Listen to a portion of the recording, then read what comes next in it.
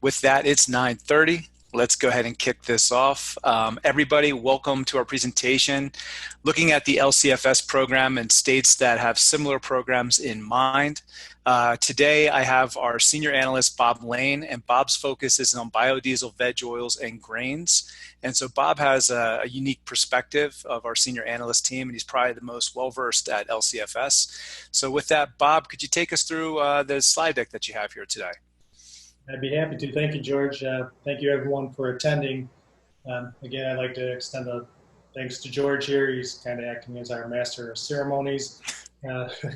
Given what's going on in today's society right now with the coronavirus and everything, internet meeting like this is probably beneficial to most. So I'm happy that you were able to join us. I am going to be making certain assumptions within the framework of this discussion that you have some familiarity with the program. If I jump too fast or too far, Q&A session will be a great time to catch up, or feel free to contact me anytime if you have other questions outside of what we cover. Moving forward, I'm going to briefly touch on the LCFS history. We know that it's been in place for a while. Began basically 2011, readopted in 2015, amended in 2018, and amended again, this year. These amendments haven't been ratified yet, but are on schedule to be so. There are certain exemptions within the program. Fuels that don't meet volume requirements necessary for the program don't apply. Military tactical vehicles and their support equipment are not included. Interstate locomotives aren't included, although out in California, I was talking with some people from BNSF, and they said they regularly use renewable diesel within their equipment when they can. Ocean-going vessels, not included. Aircraft, as we know, is an opt-in fuel now, which means that they can generate credits, but they don't generate deficits. The program works on a declining CI schedule. Early on in the program, compliance was relatively easy for diesel and gasoline fuels. On this page, you can see the declining curves for diesel, gasoline, and jet fuel. Early on, the numbers were easy to achieve. As time went on, it became more difficult. Another view of the same thing would be here. So on this line, fuels that operate above the line are going to be deficit generators, and ones that below the line are going to be your workhorses generating credits. Some of these fuels that generate credits, we'll find that over time, they'll move from a credit generating fuel to a deficit generating fuel, or they'll see the impact of the credits that they generate move lower as time goes on. Same thing for the deficit generating fuels like diesel. Diesel, over time, for the same gallon, is going to be generating additional deficits as opposed to credits. You can see that here. 2014, with about 3.5 billion gallons of diesel being consumed, credit generator or deficit generation was relatively small. Over time, you can see that picking up, and as biodiesel and renewable diesel take up more market share of the program, diesel consumption goes down, but we see that deficit production from diesel continues to rise, and that is one of the program's goals, is to replace diesel. In fact, Governor Newsom would like to see that happen by 2030. Would like to see all diesel replaced, which is a big order, one that many people are looking forward to. And we see renewable diesel plants popping up around the country and the world looking to take advantage of that. Moving on to our next slide, we can see what volumes were used in California: ethanol, biodiesel, renewable diesel. Ethanol obviously had a head start in the program, being blended with gasoline for as long as it has. Once the program took off, it was already at a 10% blend rate. Biodiesel and renewable diesel started out very small. In fact, volume-wise, biodiesel was less than 1% of the total fuel used in 2011. Didn't become more than 1% of the fuel until 2013. Renewable diesel started out at half of a percentage of the diesel pool in 2011. Currently is moving up, projected to be up towards 16% by the end of this year. Data for the program is only available through 2018 in its entirety. With this in place, those are the volumes. Credit generation is a little bit of a different story. Ethanol had been the workhorse for many years in the early part of the program, generating over 50% of the program credits. Biodiesel and renewable diesel, given their improved CI scores, became a more sought after fuel and slowly worked their way into the program. Again, they didn't have the benefit of having an automatic 10% blend. Biodiesel runs into a problem with that still. There's plenty of people that would like to get their biodiesel into California, but California has problems with blending infrastructure, which is currently limiting the amount of biodiesel that can go into the program. Renewable diesel, being a drop-in fuel, is much more adaptable. It can go through the pipelines. It's easier to store. It's rapidly becoming the go-to fuel, especially with its CI score. After 2013, biodiesel and renewable diesel started taking more of the market share. 2018, I think they roughly were about 45% of the program credits, so they continue to move higher. One of the issues CARB is facing, or has been facing, is credit generation versus deficit generation. In the program, when the CI limits were lower, generating credits wasn't a problem. The bank built to nearly 10 million credits by the end of 2016. When the CI scores shifted in 2017, things became a little bit more difficult, and we saw the first deficit, the withdrawal from the bank. And it's kind of been following that pattern ever since, where deficits have been outpacing credits. That's been a bit of a worry to CARB, but CARB has plenty of tools at its disposal in order to tweak the system. One of the things we're looking at is, biodiesel, we're expecting production is going to continue to increase. Renewable diesel is going to really explode. There could be up to 1.5 billion gallons or more of renewable diesel consumed in California, by 2030. More if Governor Newsom gets his wish of 0% or zero diesel transmissions. That's a 3.5 billion gallon market. Biodiesel is supposed to play a solid role in there, generating maybe 500 million gallons, kind of leveling off there in the mid 2020s. With CARB being worried about the deficit generation, they've gone through a few amendments. I'm going to touch on some of these briefly. 2018 amendments allowed alternative jet fuel as an opt-in fuel, which we mentioned earlier. It generates credits, but doesn't generate deficits.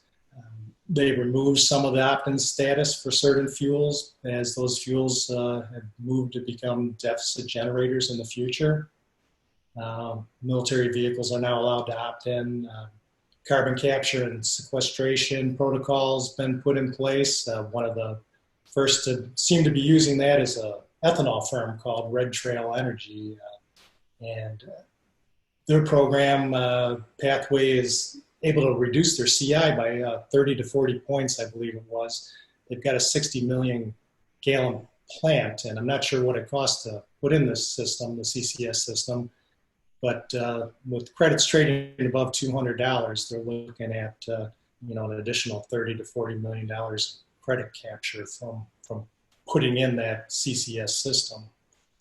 Moving into 2019, CARB's looking to put a cap on credit prices. Cap had been in place previously and adjusted for inflation based on 2016. However, that cap was only applied in the credit clearance market. These amendments will allow the cap to be in place throughout the year in the regular market. That has not been approved yet, so it's on track. July 1st is, if it stays on track, that should be the time frame in which there would be a cap, and it seems that that number might pan out to be around $219 or so. That's where credits have been trading recently. I know, given the wild oil market, they fluctuate quite a bit. I mean, any week credit prices are traveling between $180 and $219. Some of the other things they're looking at putting in here is requiring compliance plans for deficit generators that have been in the CCM for 2 or more periods. That hasn't happened, or there hasn't even been a CCM market participant, I believe, in the last 2 years. Let's skip over some of these, keep up on time. Looking out into 2030, projected LCFS compliance volumes. On the lower part of the screen in purple and green, you can see how biodiesel and renewable diesel have performed over the years and are expected to continue to perform volume-wise throughout 2030. Ethanol's in the dark blue. They've had a large market share and will continue to have that. Bob, the legend's a little hard to read, but what's the dark blue on the top of the 2027, 2028? Dark blue. I'm sorry. Which? Oh, there you go. Never mind. Your screen was a little laggy there, so it looked like there was an extra color in there. But go right ahead. Sorry to interrupt you. Oh no, that's all right. So it looks like biomethane is going to take a bigger role going forward. Down on the bottom, you can see electricity. A lot of hopes are being placed on electricity. Electricity is supposed to, be something that's coming forward in the mid 2020s. It's supposed to relieve a lot of credit pressure on the market. Doubts about zero emission vehicles are kind of pressuring credits, and that's one of the reasons why things are so high. This is a look at the volumes. This screen right here would be more of a look at credit production. So you can see here in the gray, renewable diesel's gray this time, biodiesel's yellow. They've been increasing the amount of credits, and the renewable diesel's really become a workhorse and will continue to be such. Even though on the previous screen you saw, switch back real quick, electricity, not much volume there, but on this screen, quite a bit of credit generation. So there's a lot of hopes being pinned on electricity moving forward. We expect these volumes for electricity to be under pressure for a while. Renewable diesel, we don't see any problem with that moving forward. California is working on some of their storage issues for biodiesel, and hopefully they can improve their blending infrastructure. That would help tremendously there. That's pretty much our outlook on how we see volumes of credits going. There are other programs out there in place that follow the LCFS. They've seen what was taking place and were early on into the venture. Oregon and British Columbia especially have had programs in place for quite some time. Oregon just a week and a half ago expanded their program. They were trying to get a cap and trade program in place. Legislature, a number of the senators walked out, weren't allowing to vote on cap and trade, so Governor Kate Brown signed Executive Order 2004, which in effect kind of doubled down on the clean fuel program in Oregon, moving its CI reduction requirements from 10% below 2015 by 2025 to now it's going to be 20% below 2015 levels by 2030, increasing to 25% by 2035. It's currently probably the the most ambitious program in place after that executive order. One of the things about Oregon and British Columbia is their programs are fairly well interrelated with the California one in a way.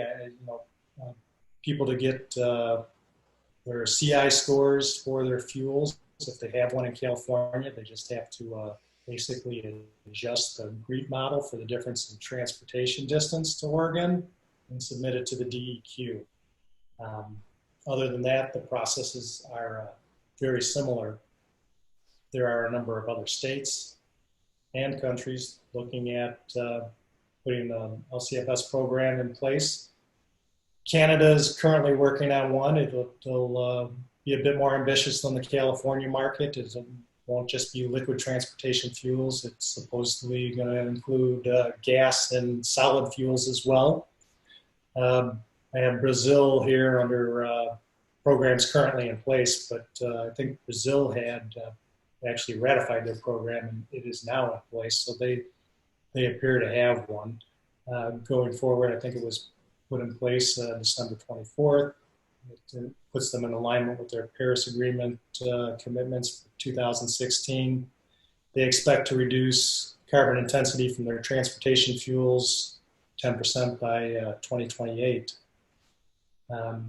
Again, here's Canada's Clean Fuel Standard, which I talked about a bit. They're looking at a 10 to 12% CI reduction below 2016 levels by 2030. Other programs in place. Washington's been trying to put one in since 2019. It stalled in legislature then, and it just stalled in the legislature again this year, both times dying in the Transportation Committee. Unless it's revived by special session, they'll have to wait till next year in order to get it in. Their program was looking to limit greenhouse gas emissions 10% below 2017 levels by 2028 and 20% below those levels by 2035. Waiting in the wings in Washington is Puget Sound. The 4 counties surrounding the Sound there have got together and they would like to, initiate their own program if the statewide program failed. They've got one worked out. It's if it does pass, it'll likely face some additional legal challenges. That program, again, is going to be more ambitious than the California program. It proposes to reduce the CI of transportation fuels 25% below 2016 levels by 2030, and emission reductions would begin in 2022. New York, another state looking at it, they actually set the wheels in motion in 2019 with House Bill 5262. It passed, was later amended twice and given to the Department of Environmental Conservation on January 8th of 2020. They claim to have the most ambitious program in the country. They're fast tracking a lot of processes. If you have type of project, doesn't have to just be renewable fuel, it could be solar, it could be wind. They're looking at expediting any type of program to get it in place relatively quickly, a year or less. The LCFS in New York is intended to reduce carbon intensity from on-road transportation sector by 20% by 2030. And a couple other smaller programs are being looked at. Colorado's low carbon fuel standard. They launched a feasibility study in 2019, expected to be completed by June 30th, 2020. They have been talking to CARB on this. They're moving forward. Preliminary conclusions could be used to shape a policy as early as this spring. They'd like to reduce their greenhouse gas emissions by 26% by 2025, 50% by 2030, at least 90% by 2050 from levels that existed in 2005. Utah created a roadmap. It was a 37-person technical advisory committee used to assist the legislature on policymaking. They had 7 mileposts put in place. It's totally just advisory at this point. Looking to reduce air pollutants below 2017 levels, 50% by 2050, CO2 emissions statewide They'd like to decrease them 25% from 2005 levels by 2025, 50% by 2030, 80% by 2050. Public comment period ended in January. Nothing has started since then.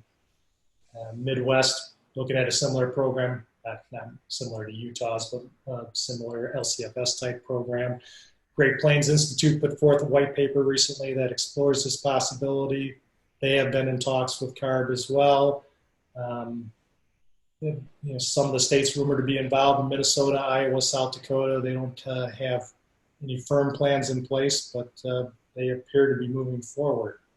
So that kind of wraps up our look. I think I ran a little bit over time. That's okay. We got 10 minutes to answer questions, and we have a couple questions. If anybody has questions not yet submitted, drop them in the Q&A section in the bottom of the webinar. The first question is, can we get a copy of the slides? And yes, you can get a copy of the slides. I'll send them out after this is done. The next question we have, biodiesels more susceptible to demand shock and crude oil at 20, renewable not so much. Can you comment on that, Bob? I'm sorry, could you repeat the last part of that again? Yes, sure. Biodiesel more susceptible to demand shock and crude oil at 20, renewable not so much? Question? Yeah, there's a lot of stresses on biodiesel, a lot more on biodiesel than on renewable diesel.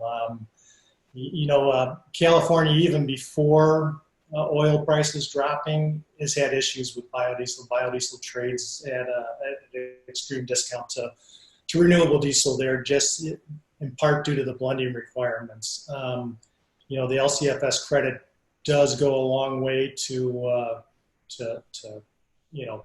make biodiesel more profitable in California than in other areas of the country, but there is definitely problems with that. And I think CARB had foreseen a lot of that going forward, which is why, without stating it, I think that they're primarily relying on renewable diesel to a certain extent. They have put plans in place to help electrify, which is one of their goals. Infrastructure credits for that reason to help out the electric industry, but they haven't done the same for biodiesel. There hasn't been any help on increasing blending infrastructure there. So, whoever asked that question, they're right. Biodiesel is more susceptible to these shocks than renewable diesel is. Okay. Another question here. I've been studying the amendment and the reduction in LCFS price from 200 to 100 through buying credits from electric utilities for electric car charging stations. Can you comment on that, please? I am not up to speed completely on the electrification process and how that works. That's one of the areas we're working towards. We do work in conjunction with some speakers that we've had in the past that are more of an expert on those. If you'd like, feel free to send me your question, and I'll be sure to get you an answer on that. But electrification is not my forte. And if you, whoever submitted the electrical question, it's bob@thejacobson.com if you want to send it to him directly to answer. Bob, what is your opinion on the impact on value of feedstocks? Bleachable fancy tallow, decline, future forecast? Any thoughts there, or is that something better answered by Ryan Standard? Those are better answered by them. However, there's going to be significant pressure on these feedstocks, especially with all the renewable diesel plants coming on board. You got BP co-processing. Sinclair's basically using soybean oil, but just given this coronavirus right now, with all the restaurants being shut down, that's really going to spike used cooking oil prices. There's a limited supply of white choice grease and other rendered fats. They're not going to be creating more rendered fat to supply the fuels market. So while those remain finite, there will be price pressures, but Ryan would be a better source of information than I would be. Okay. Another question here. With these new LCFS programs, do you see an increased demand for renewable diesel that will also put pressure on existing and new renewable diesel being diverted from California? Will that keep the LCFS at or near the cap of $200 for the foreseeable future? There are, those markets are, there's a big difference in the size of the markets. And with them coming on, it'll definitely put stress on renewable diesel production. However, currently we got Diamond Green, REG, Neste, Altair servicing the market, and as of right now, that's good. We have a number of expansions in place. Diamond Green's got a huge one coming on. REG's supposedly partnering up with Phillips 66. And I've got information I could share on that. It would have been a nice slide, and we could spend a half hour talking on what renewable diesel supply looks like, what the demand looks like for going forward, and what expansions look like around the world. But, I do have that information. If you'd like to, feel free to contact me about with it. Okay. What are the current renewable diesel plant projects under construction and planned to be built? That's a good Cusick question, it sounds like.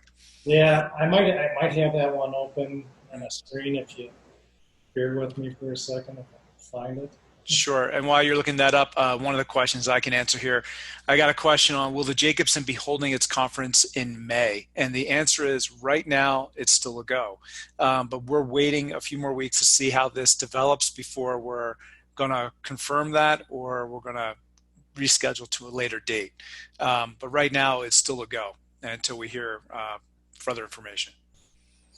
Okay. So getting back to that previous question, renewable diesel plant projects?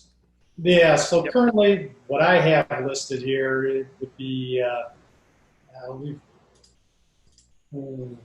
489 million gallons in place right now, domestically. This is just domestic. This isn't included Neste or foreign. Foreign's got another billion basically in place outside of the U.S. Domestic expansions, 700 and change million gallons of domestic expansions expected. Altair is expected to be complete in 2020. I don't have the time frame in front of me on the Diamond Green expansion, but that's an additional 400 million gallons. And then we've got rumored production out there of another 1.1 billion gallons, and that's not including the current co-processing with Kern Oil in California and BP Cherry Point. So all in all, domestically, we could ramp up to 4.8 billion gallons, more than enough to supply the California marketplace, the Oregon marketplace. And Bob, I think we got our last question here. I think that's all we have time for. What would be the potential new renewable diesel plant capacity online in the next 3 to 5 years? Do you have any insight on that one? Well, total domestic and foreign, we could see up to 4.8 billion gallons going forward. But, Bob, can you speak up a little louder towards the mic so we hear that one? Sorry, turning away to try to get to my other screen. See what's going on. Yep. But yeah, I think that my last answer kind of covered that too. What total domestic and foreign, we're looking at maybe 4.8 billion gallons over the next 3 to 5 years. Okay. All right. Well, I think that's all we have time for. Thank you, all the attendees on the call. We'll be sharing out the slide deck and recording of the webinar after this is all done. Look for that to get to you in the next 2 to 3 hours. Bob, thank you so much for your time and insights on this. I'm sure it was appreciated by everyone who was in attendance. And we look forward to catching up with everybody later. If anyone has questions directly for Bob, please email him at bob@thejacobson.com. Thank you again, Bob, and thank you to all the attendees. Thank you.